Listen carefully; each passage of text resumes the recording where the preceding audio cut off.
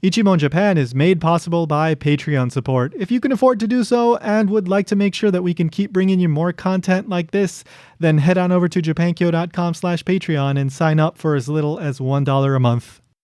And they would then be allowed to write a death poem. Right. And again, I found no evidence, but I really hope someone spent 10 hours writing some epically long poem. Hang on, I'm not done yet. I need more ink. This will be glorious. And then the guys are reading it. They go, "This is good. This is good. We have to keep him going." Yeah, I want to see how it ends.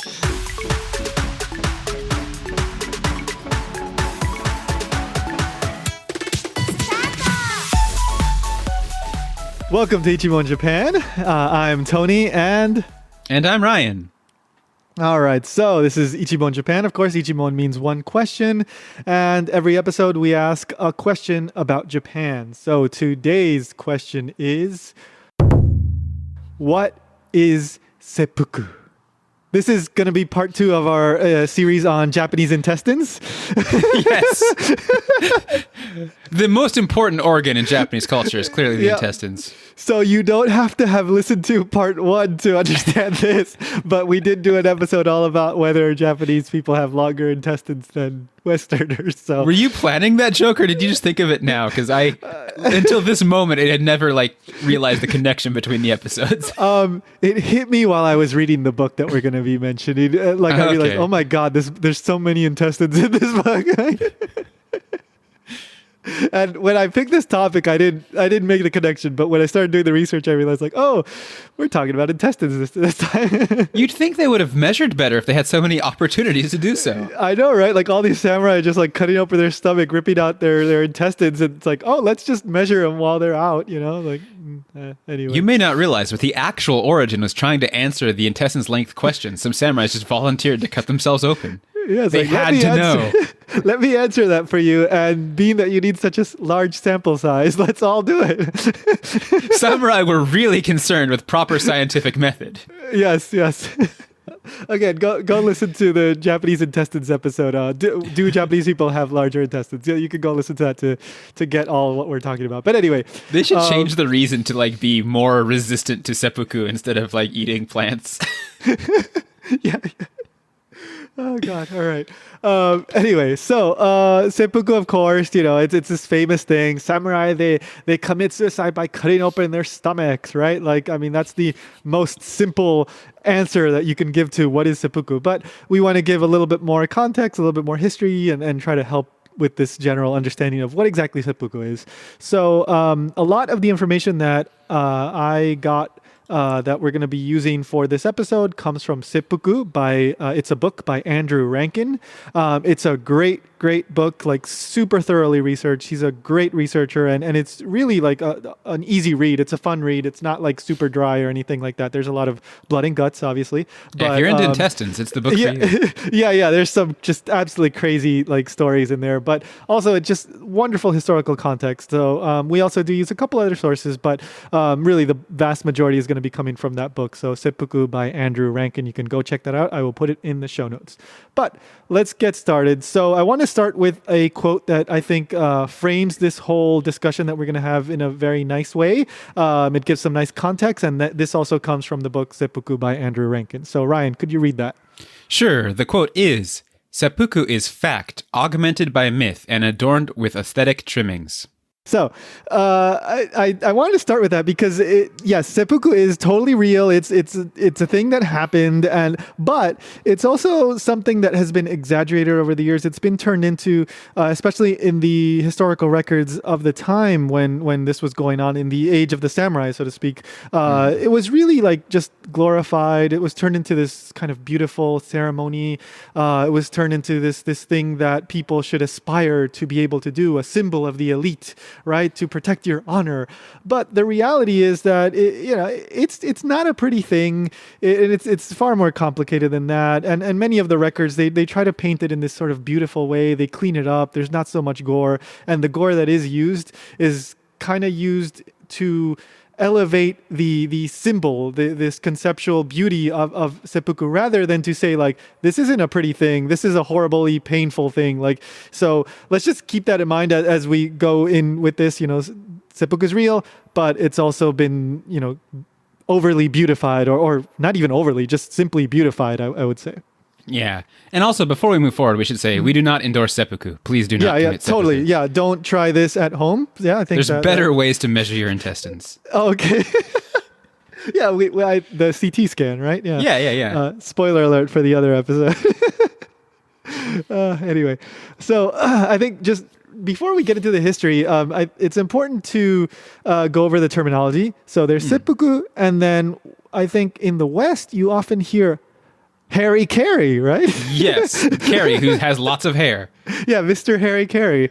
No, so harakiri, right? Yeah. And there is this idea that harakiri is, especially even in Japan, I think many people might assume that harakiri is like a term that foreigners came up with, or because it's generally not. Because foreigners use Japanese words when talking about Japanese things. Well, so actually, in the late Edo period, when you start getting historical records from Westerners, some did use the term harakiri. So maybe that idea has roots in that. But literally, harakiri means like belly, cut. Hara, stomach, belly, kiri. Kiru means to cut, right? Kiri is like noun version. Mini Japanese lesson. Hara is stomach, kiri is cut. There you go. Yes. Now, seppuku, actually, they reverse the characters and they use the Chinese readings, but it's the same thing, right? Like kiru is read in this case se, and then puku or fuku when it's read by himself also is belly. So this one is cut belly, and then harakiri is belly cut. Right, so it's referring to the same thing, but harakiri is using native Japanese words versus seppuku using the Chinese readings. And Rankin says that basically seppuku is more of a euphemism, right? Because it's using the Chinese readings rather than the native Japanese words, where the Japanese words are more direct. It's more in your face. It's very descriptive. And sometimes you do hear, the terms either hara o kiru, hara kitte, different variations of that actually used. So it both are valid, but in Japan, seppuku is the common usage. That is what people would use. But also seppuku is usually referred.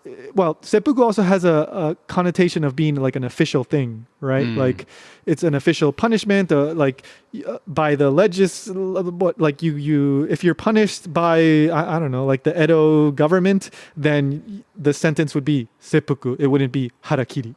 Yeah. Okay. So just something to keep in mind. But Chinese reading is always more official in Japanese thinking. Exactly. It is, fancy. It sounds more educated, so to speak, right? In case you're interested in linguistics, we should maybe point out it's not actually the Chinese reading. It's what Japan calls the Chinese reading, which is the other way to read kanji.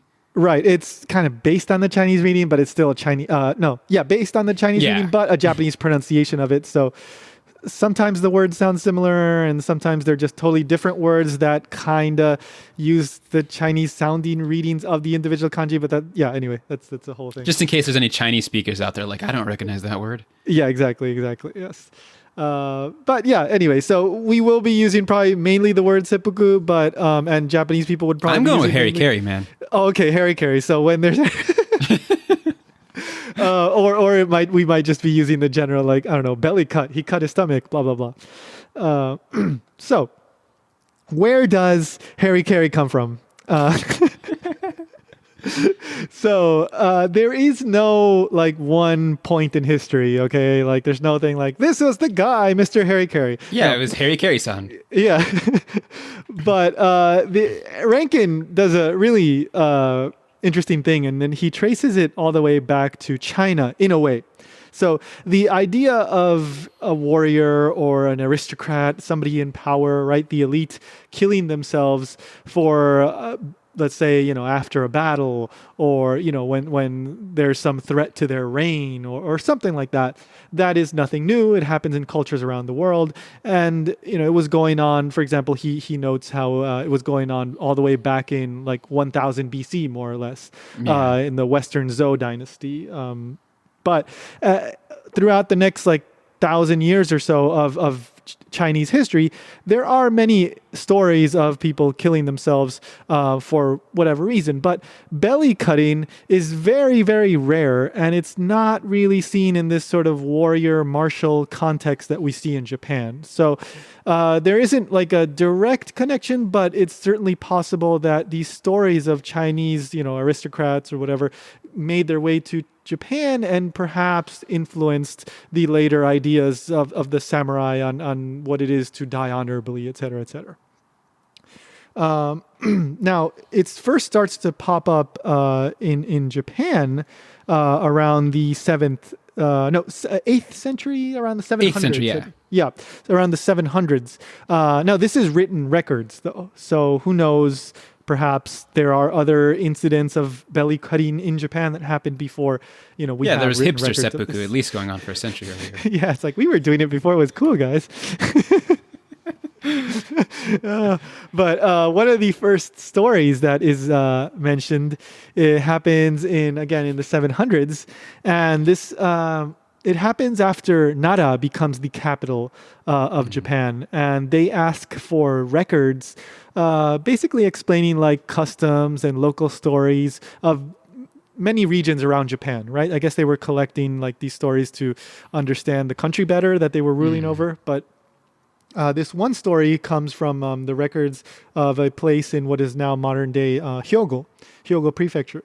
And the story is of a deity that goes to a marsh, and she's looking for her husband, who is also a deity, and she can't find him. So it seems like she flies into a rage, cuts herself open, and then jumps into the marsh to drown herself. And then the story is that no fish, no carp would ever be found in that marsh again, because I guess it became like cursed or something. And I don't know, like it's not quite what we would consider the samurai sort of seppuku, but that is like perhaps the first, as far as we know, the first recorded instance of someone, in this case a deity, in Japan cutting themselves open. I'm curious if there's still no fish there today. Yeah, I don't know, but supposedly, at least in the record, that marsh gets called the harasaki, which is like ripping open one's like stomach, again, hara. So that the Harasaki Marsh becomes called, but nowadays it's probably called something totally different, and there may not even be a marsh there. It probably got drained or something. It's just a city. if it is a city, they are true that there's no fish there. Yeah. Could be. It was cursed with human civilization. Nothing the deities hate more than that.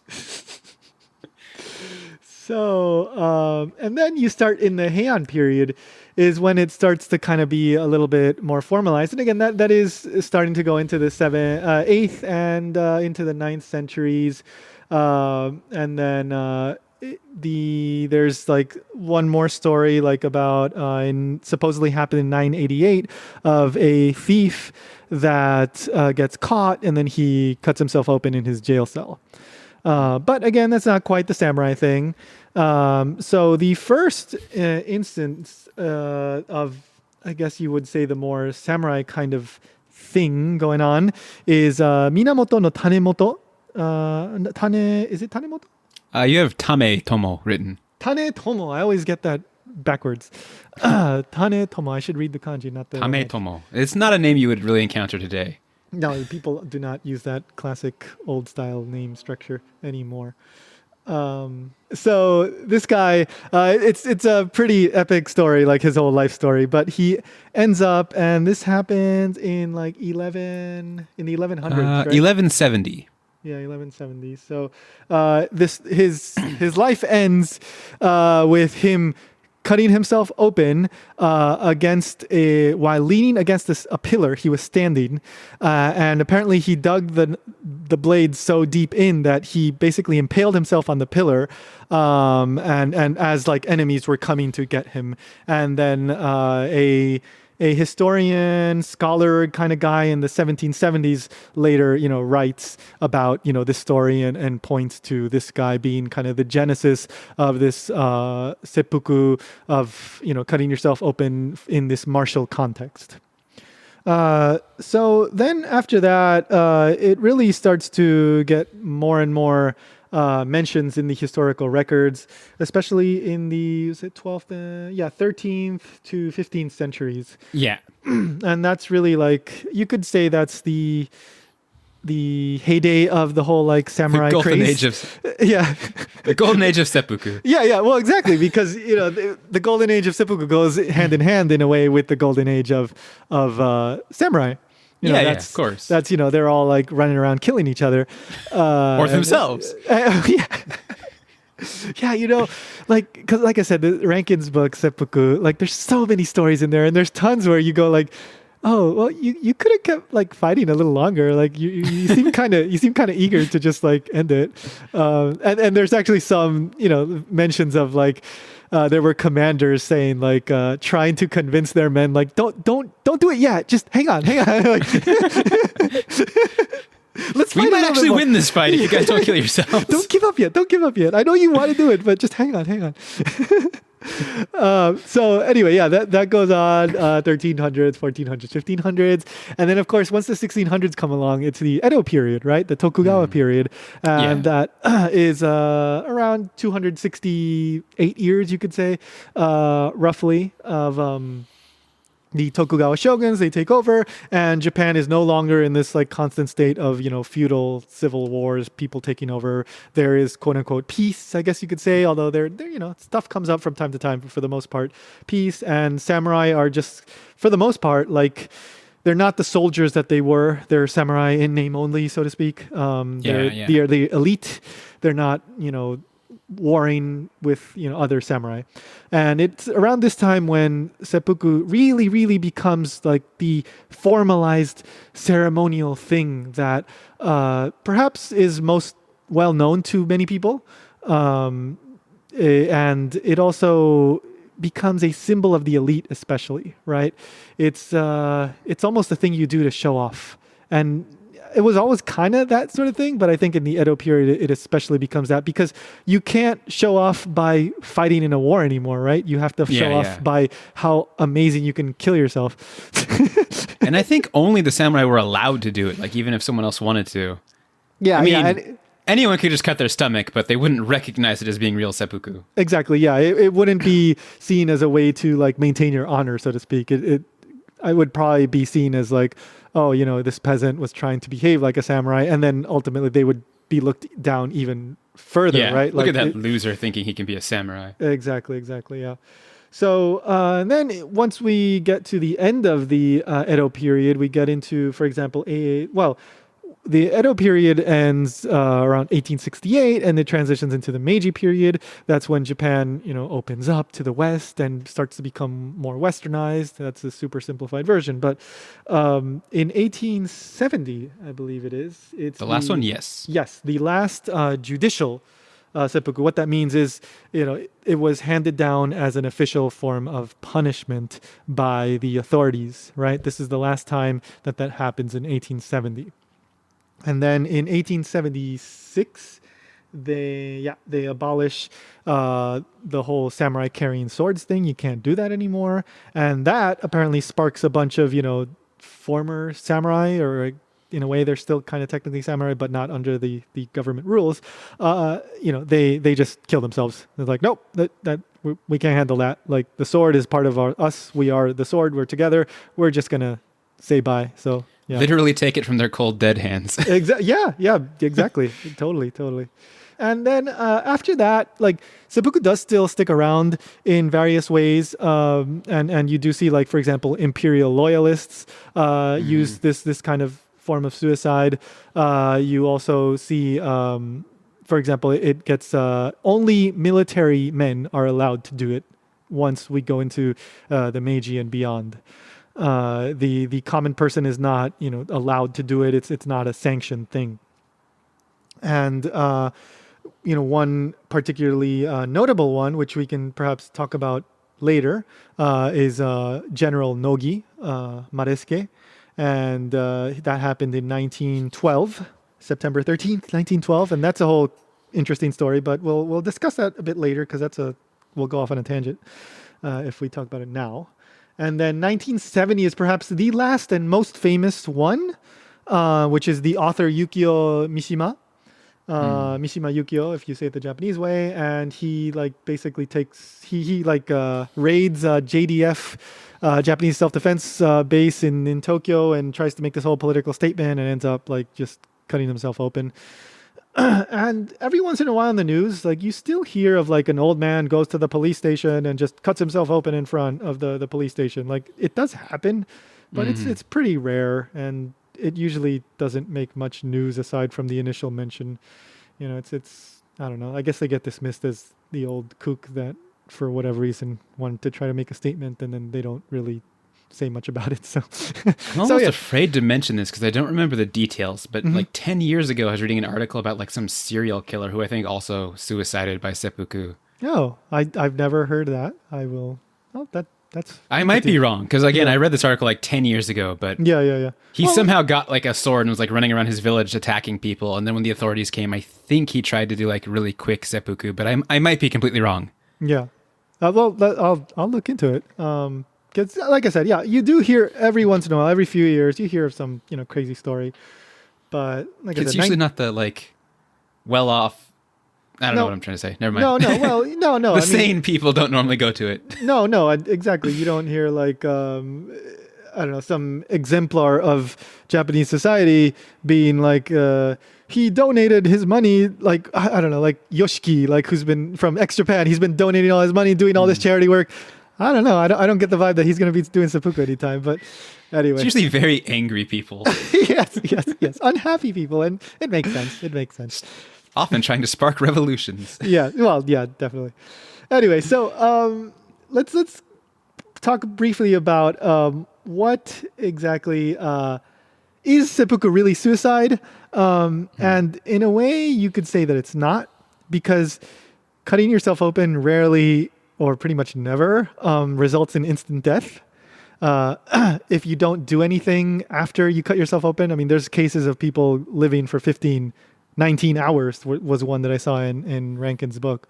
Yeah, that sounds horrible. Absolutely horrible. Yeah, and you eventually just die of like hemorrhaging, right? Blood loss. Yeah. Your intestines are like spilling out and all, but that's not really the main thing that gets you. It's the blood loss. So there's various ways that people ultimately try to speed up the process, especially in the old days before it got too formalized. It might be just like jumping into a fire or something like that. But then, the norm became beheadings, right? So somebody would cut your head off. And there's a whole thing about that, which we'll get into. And also, why seppuku, or rather, why the stomach, as opposed to trying to do something else, like cutting open your wrists? Well, wrists is not particularly valiant, so to speak, right? And it's a slow, inefficient process. Although cutting your belly is kind of like inefficient too, but which is also slow and efficient. Yeah. I don't know. I mean, but and it's not painful enough, I guess. I guess so. Yeah, because again, like I said, it's a big show. It's really like that's what it really is. Yeah, it's a huge show. It's like, look at how awesome. Look at how long my intestines are. they're 75 feet, right? Again, refer back to the other episode.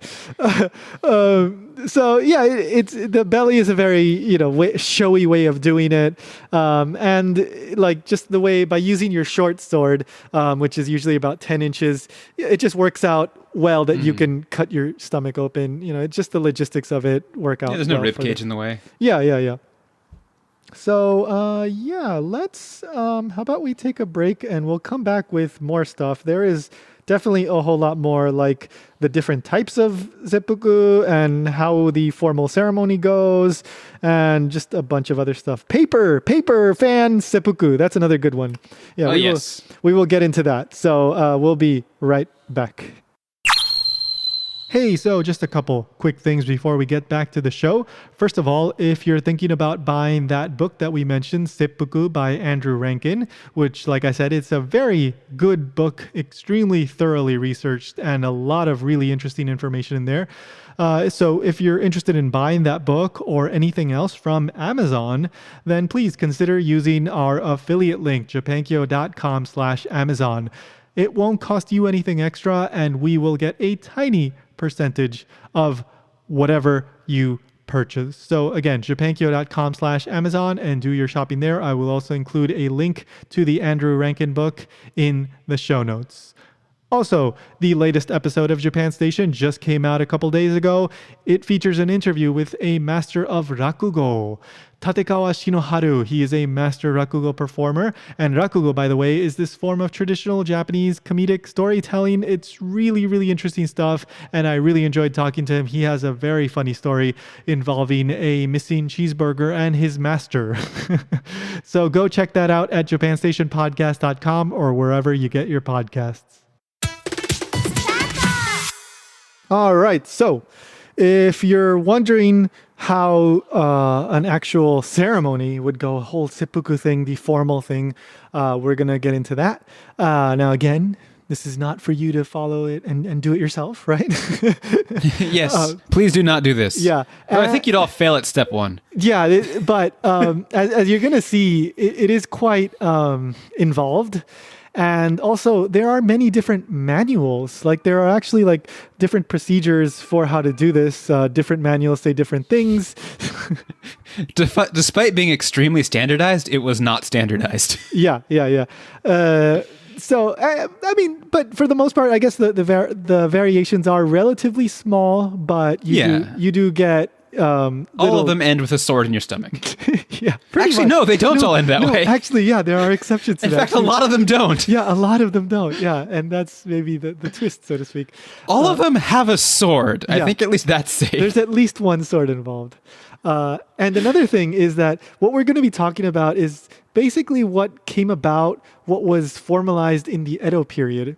And this is, as Rankin puts it, concocted by the elite, the scholars, the thinkers of the time, probably mainly samurai, that weren't actually out there fighting other samurai. This is something they kind of came up with long after like fighting samurai were a thing, and they were just, I guess, trying to come up with some like super grandiose way to preserve this idea of Bushido, right? Like this Bushido idea, the way of the warrior, is also something that was pretty much like fabricated or really, really embellished during the Edo period, when I guess they had nothing better to do.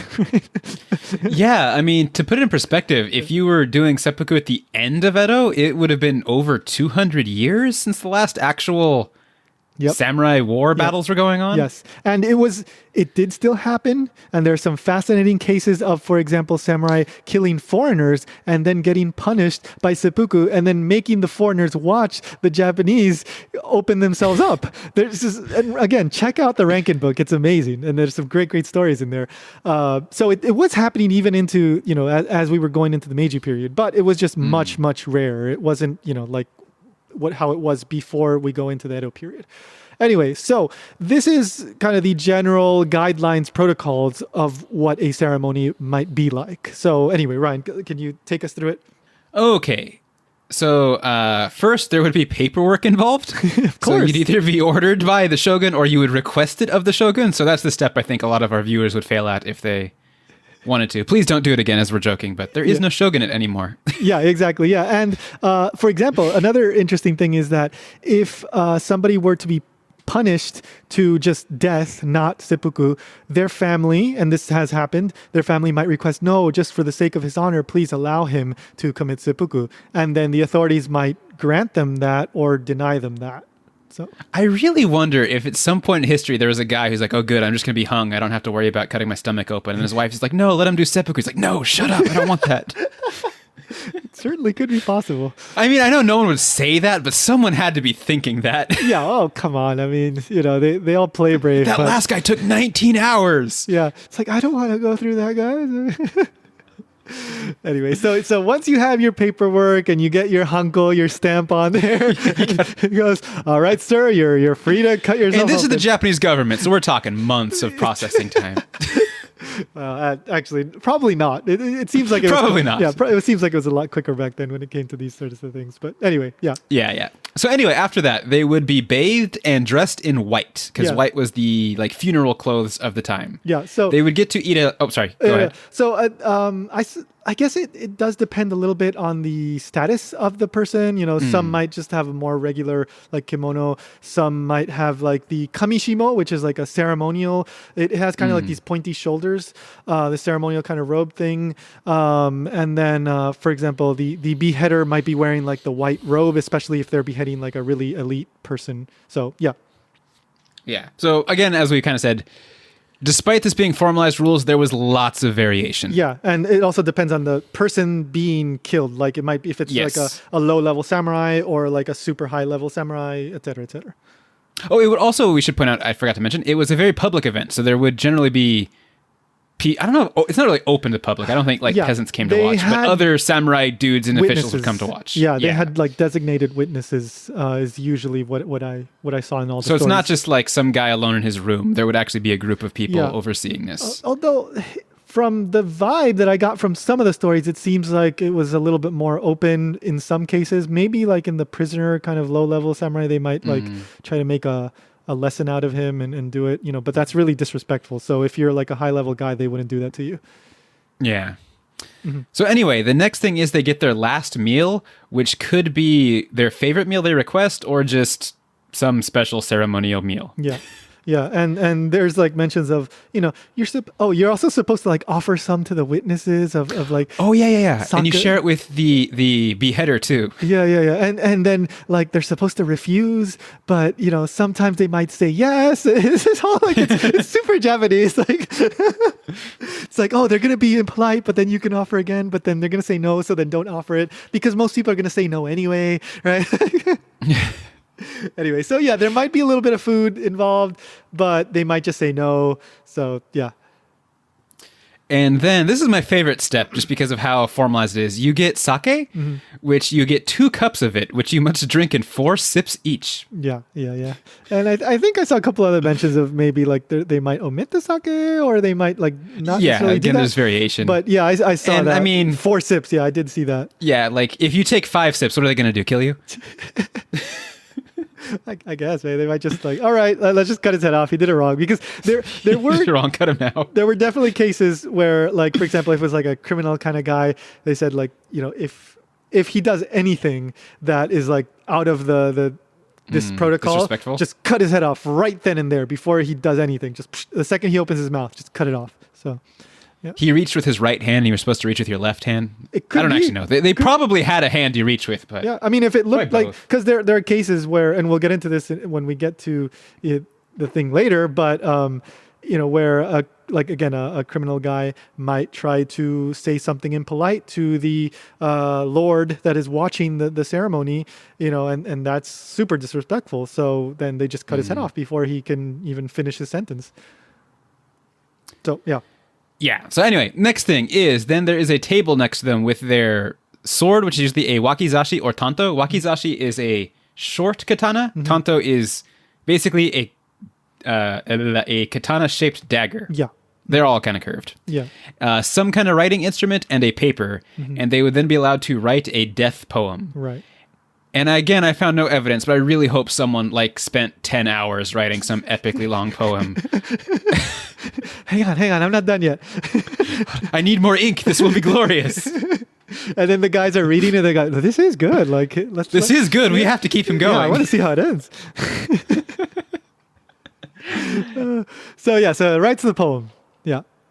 Then finally, when they actually get to it, he would open his kimono to show his stomach. Yeah. And reach for the tanto or wakizashi, plunge it in, and cut from left to right. Though there was many different types of cuts we'll get to. Yeah. Traditionally, it was left to right. Yep. Around this point, the beheader or Kaishakunin would then try to partially decapitate them. They were usually not fully decapitated because that wasn't seen as being respectful or within ceremonial traditions. So it'd be, I forgot the word they use for it, but it's a partial decapitation. Oh, okay. So I Dakikubi. Oh, see, I didn't see that. So I did a little bit of research to look into what Ryan had said. Yes, what he's referring to was called dakikubi, and this was a thing. So you would try to cut the person's head off while leaving a bit of skin or flesh so that the head didn't just roll off. This was one recommendation, but it wasn't necessarily what every single Kaishakunin, the person that would cut the head off, would do. So again, as we've been saying, there's some variation. In some cases, this might have happened, but it didn't happen all the time. I saw like just generally decapitation, and there were times when it didn't work, and then they had to kind of like hack a bit more. Yeah, I read one that had like a warning that because the beheading was not easy, they were recommended to pick someone who was very skilled with a sword so you wouldn't have issues with it. Yeah. Though, as time went on, the self-cutting became less and less and less. Originally, they would stab in, cut across, bleed out for a little bit. There's some stories of people like reaching into themselves, but I have a feeling those might not be true. Yeah. But as time went on, the Kaishakunin, the decapitator, would cut sooner and sooner and sooner until it eventually reached the point where they would just get partially beheaded while they were reaching for their knife. Yeah.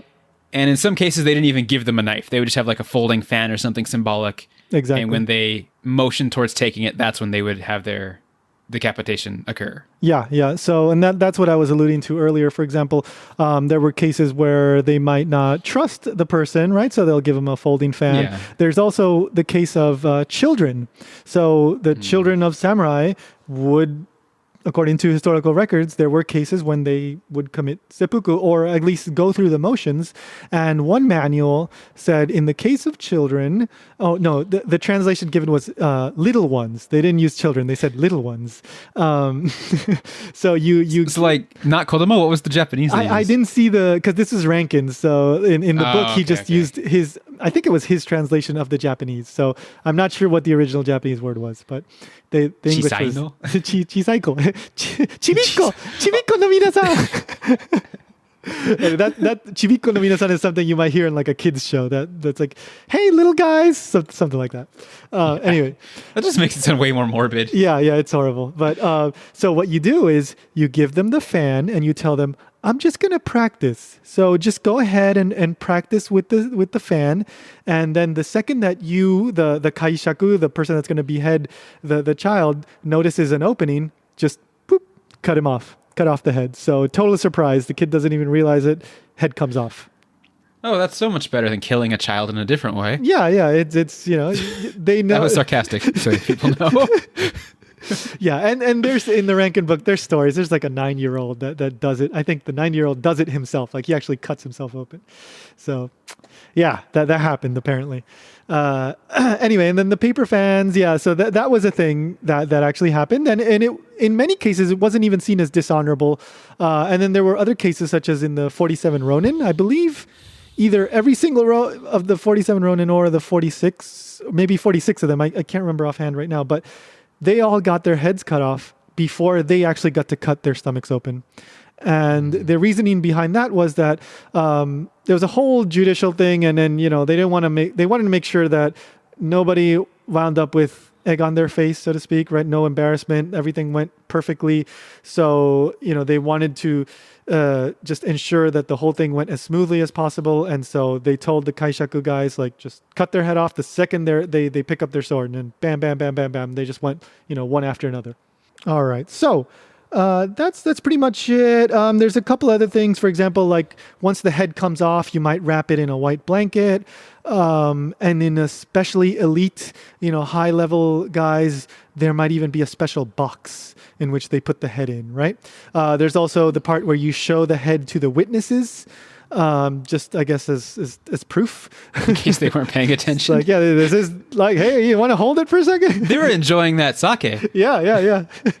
And there's like, hold on, I'm only at sip 3 of 4. Don't cut yet. There's another like really interesting part in the Rankin book where he says, so you're supposed to hold it by the top knot. Like, for example, if the head doesn't come off, you hold it by the top knot and then you hack at the rest of the neck, or you pick it up after it's come up with the top knot. You pick it up, right? But then in the case of a bald person, a person with no hair, you like poke them from the ear and you pick it up. Ugh. And I believe, I think the Rankin book said with a scabbard, actually, not with the sword. So I don't even know how that works. Like, you really got to poke hard. Or they had huge ears. Yeah, I guess. Yeah. So yeah, and like for example, a lot of times you see it at the temple. You see these ceremonies at temples, or even before it became like a super formalized ceremony, it might be at a temple. Something that I saw in an English website was that it didn't happen at shrines. And from what I saw from the Rankin book and from what I was able to tell, I didn't see a single incident, any stories at shrines. And that seems to be because, the shrine is a place for the gods, right? You don't want to desecrate that with, all these blood and guts and this thing. But unless it's the god of the intestines. Yeah, and I'm sure there is one. There probably is. Yeah. Generally temple seems to be the common place, but there's all sorts of different things. Like they might set up like a whole thing with tatami and blankets around it. So that's part of the ceremony, and that might be in a garden, for example. And then depending on where you do it, it might also be related to the hierarchy of the person. So there's a whole complicated thing. But again, there's plenty of stuff online, but also Seppuku by Andrew Rankin. I recommend that book highly. So let's get to the different kinds of cuts and different types of seppuku that existed. Back in the day, before it became super formalized, the most common way to do it actually was, it's called Jumonji. Now, Ju means the number 10 in Japanese, right? Monji is a different pronunciation of moji, which means letter. So it's a cut in the shape of the letter 10, and that's a cross.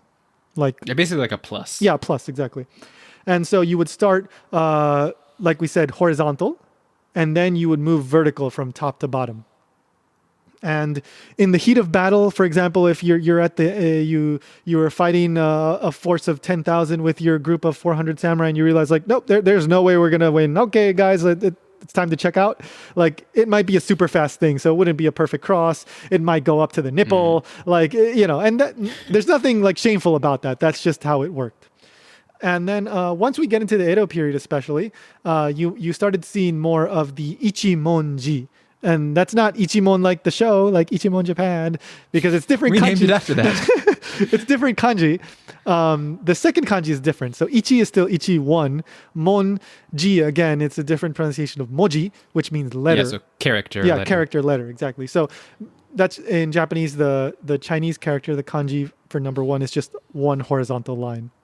Yeah, just one dash. Yeah. So, and that's, again, one horizontal line, you're cut across the stomach. And that became the norm. And again, you might get a little bit of wobble here and there, but that was more or less the norm. Now, we get into the more crazy stuff after this. So, for example, there is the Hachimonji, and that's named after the number 8, the Chinese character for the number 8, which is how would you describe that? Imagine a triangle with an isosceles triangle with no bottom line, and then the two sides are pulled apart a little bit. Yeah, like a little mustache almost. Yeah. With a gap in the middle. Two diagonal lines kind of going as if they're going to connect in the middle, but they don't. It just stops. Yeah, a little gap in the middle, exactly. So Rankin only mentions I think one instance of this, so this seems like it was quite rare. So you would do that the one 2 seems lines. hard. Yeah. Well, it's going to get harder. yeah. So as we've said a few times now, this whole idea is really to put it quite bluntly, it's like a matter of showing off almost. Look how crazy I am. Not crazy. How good my penmanship is. Look how hardcore I am. How amazing a samurai. How loyal I am. How much pain I can endure. And many times it just turns into this whole masochistic thing. Look how much I can do. And one of the really hardcore ones went for the yo of Nichiyobi. Oh God, let's just suffice it to say that's a super complicated kanji. It has 18 different strokes. Yeah. And the one that I want to get to, and we might jump back to some of the other ones, is what is it called? The Samondji, I believe, right? Samondji's next, yeah. Yeah. So Samondji. Now, the simplest version of this is, as the name implies, san is the number 3. That is written as 3 horizontal lines. Yes. Okay, stacked on top of each other. And again, moji, letter, character. So the simplest version is 3 horizontal cuts. Now, Rankin groups in even more complicated ones into this group. For example, there is this one guy that apparently, according to the records, he did 1 horizontal line and then 3 vertical lines that intersected. They stop at the horizontal line over it. And if you're familiar with the kanji for yama, which is mountain, then you know kind of what this looks like. But he basically drew, this character for mountain on his stomach in cuts. Okay, so I mean, if that's not showing off, I don't know what that is, right? Like, I gotta imagine that like initial cuts not being as deep as the final cut, because I don't know how you'd keep going for these. So it's recommended, especially the first cut, be relatively shallow so that your guts don't just spill out right away. Yeah, because you wouldn't even see it otherwise. Yeah. And then the one step up that is still in this Samondji that he gives another even crazier example is this guy does 3 horizontal cuts and then 2 vertical ones. So he's trying to like checker himself. Yeah. It's like a crazy tic-tac-toe sort of thing. One of them actually played tic-tac-toe and won on his stomach. Yeah. And again, the more you can do, it's like, oh my God, wow, he's like the ultimate samurai, right? It's this I don't know, by today's standards, this absurd, weird idea, right? So then we get beyond the cuts and we get into a whole other category. It's not so much how you cut yourself, it's like how you do other ways. Like, although there is a standing one, tachibara, that some people did that. There's one like, Rankin doesn't categorize this in one of these categories that he gives in the type category, but he mentions one guy that cut himself while still on horseback. Okay, so that's crazy. He had no time to waste. He's like, okay, let's do it. We're out, we're losing. Let's just get on with it. And then there's Oibara, which literally means like to follow after. Literally follow after belly. Bara is hara, right? And this is something that, for example, the Kaishaku, the person that would behead the person after they cut themselves, the condemned or the person, the warrior, they would just kill themselves right after. So they're following after the person that they just, cut open, or the person that cut himself open. And then what else? We get the kanshi, remonstrative death. Rankin gives this interesting example of Oda Nobunaga, one of the most famous warlords. I think the most famous. Yeah, possibly. Yeah, I mean, it's down to like Toyotomi Hideyoshi, Oda Nobunaga, and Tokugawa Ieyasu. Like those are the big 3. Yeah, but all those guys just followed after Nobunaga. Yeah. He should get the credit. Was Toyotomi? Oh yeah, Toyotomi was after, right? Yeah, because Oda gets betrayed and all that. There's that whole thing, right? Yeah. Anyway, so Oda was this like big wild child, bad boy when he was, young. And then he shows up to his father's death on horseback, to his father's funeral on horseback. He refuses to get off the horse. And then he throws incense at the altar and then just rides off. I guess he was on bad. That's why he was awesome. Yeah, I guess that he was on bad terms with his dad or something. I really have no idea. I'm not super... Slight diversion. Yeah. We should do an Oda Nobunaga episode because... We totally should. In history, he's seen as being this like evil devil child, but if you look at him from a modern perspective, he's just like right about a lot of things and awesome. Yeah. Well, they thought he was crazy because he would play with the children of commoners. See, I didn't know that. All right. This is interesting. Yeah, but like in that era, that was super improper, but he was just like, whatever, a kid's a kid, I'll play with whoever. So we'll put that on This is when he was a kid, I should say. List of things to do then. So Oda rides off, and one of the retainers, this older samurai guy, I guess he was a retainer of his father's, but then he had been like kind of taking care of Oda, it seems, and he felt like totally ashamed at his own inadequacy of not having to, not functioned as a, I guess, not educated him properly, not made sure that Oda turned into a proper man because he did such a rude thing. And so he writes this letter and kills himself. And then supposedly, according to the story, Oda like kind of mends his ways, generally speaking, as far as a warlord goes. Stopped throwing incense. Yeah. So this whole idea of kanshi is like, oh, I'm trying to convince you of something by killing myself. Okay, so I wrote in the notes like the ultimate guilt trip, right? Yeah. And then we go after kanshi, we go into, so there's a couple here that are mainly just seen in fiction, in like kabuki plays, because kabuki plays, they love this sort of like totally I don't know, over the top death. That's all kabuki is. Kabuki is just, because kabuki was theater for the commoners, right? So of course, they want to be like totally out there. There's one that they called Kamabara, and this is cutting yourself open with a sickle. And this was something only seen in a kabuki play. It was actually a comedy. Of course, because it's funny if it's with a kama. Because there was a peasant that was trying to kill himself like a samurai, so he used the kama, the sickle, but he couldn't do it. But then he falls on the kama, cutting himself open, and then this I think it was a stepbrother that was actually a samurai, comes in and helps him the only way he can by cutting off his head. I guess that's the punchline. Mission accomplished. Yeah, good job. Anyway, and then we get the Kagebada, which is like the concealed belly cut. So this is like such an anime thing, you know, like how a samurai like cuts somebody, but then he goes like, ha ha ha, I'm not dead yet. And then he like falls apart. This is kind of like that. So the guy will cut himself open in secrecy, and then he goes out, like opens his kimono, and then like, oh no, he cut himself open, right? I mean, some of them live 19 hours, so... Yeah. So this is another thing that was mainly from kabuki, but there might have been something kind of like this, a couple of cases, like Rankin shows at least one or two stories. I like to believe all kabuki is based on reality, even the ones that involve zombies, which do exist.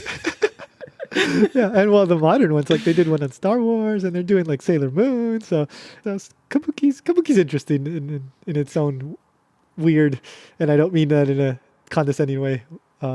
I think it's kind of supposed to be weird. Yeah, so kabuki, one of the origins of kabuki, one of the supposed origins of the word kabuki is supposed to mean like bizarre or crazy, right? So like there's this I don't think I'm saying anything particularly weird. Then there's seppuku as murder, you know, like some guy might try to incriminate someone through seppuku and then end up killing someone else. There's another like story that Rankin tells of a samurai, like he kills someone and then the authorities are chasing him in the castle, and then so some guy like captures him in a bear hug, and then he ends up like thrusting the sword through him, but he also ends up like thrusting it into the guy behind him that's bear hugging him, and then I don't know how he manages to cut him so deeply that both of them end up dying, but it's like you'd think the guy behind would just like let go. Yeah, but I guess it was a big sword and he managed to really go deep. I don't know. It was like that reminded me of Yoshimitsu from Soul Calibur. Yeah, I see in the notes it could be considered the Yoshimitsu. Yeah. I'm glad you're reading my notes. I got them open while we're doing this. And then there's also just plain old suicide. Like there might be a depressed samurai. That does happen. Like, you know, just because you were a samurai didn't mean you were rich, right? It didn't mean you were just... A lot of them were not rich, and they were actually oddly forbidden from working in anything except samurai jobs. Yeah, exactly. They were just like paid in rice or whatever, you know. They might do like some... Like in the Edo period, the stereotypical image was like making umbrellas, right? Making the kasa. Yeah. So a lot of them were not well off, and for various reasons, you know, they might not have a reason to live for. It's just they were people, they were human beings, and there's a story of a guy going to a temple and he's there, and then the next day the priest finds him dead and there's a suicide note and he says, you know, I'm sorry to put this burden on you. I've left you all my belongings, so please accept this as a kind of apology. And he just killed himself because he had no other reason to live for. And his belongings was a lot of really nice umbrellas. I don't know. The suicide didn't specify exactly what it was. It was actually just one nice umbrella and a couple of not so nice ones. I think it was just a little bit of like spare money. That was about all. Yeah, probably. Yeah. A lot of them were not rich either. So Junshi is martyrdom by self disembowelment. And this is the idea of like killing yourself after your master dies. It might be especially by like a natural death. So if your master, your lord, your daimyo dies just of an old man, you know, to show your loyalty, you might go with him. And this actually became kind of a problem at times because some of the most elite men would end up killing themselves and leaving the district, the dominion, without some of its most like, you know, smart and skilled, experienced men. And then there were efforts to just eradicate this. And eventually the Tokugawa did not like this. So, they eventually pretty much got rid of it, it seems. But it was a back and forth. And they had to put some really, really like strict laws to get rid of this. And in case it wasn't obvious this far, like seppuku is not a good custom. No, I don't know. I mean, it's fascinating, but it's interesting, but it was kind of bad for society. Yeah. I don't know. It's anyway, and that's really like the main point. I think a lot of the other stuff we can go into a special part 2. Dun, dun, Dun, dun, dun. Yeah. So if you want to learn a little bit more about General Nogi, come back for our part 2. And I also have a really crazy, kind of funny story that I found not in Rankin's book. I just found it and it's pretty absurd. And I have not found any English sources that cite this.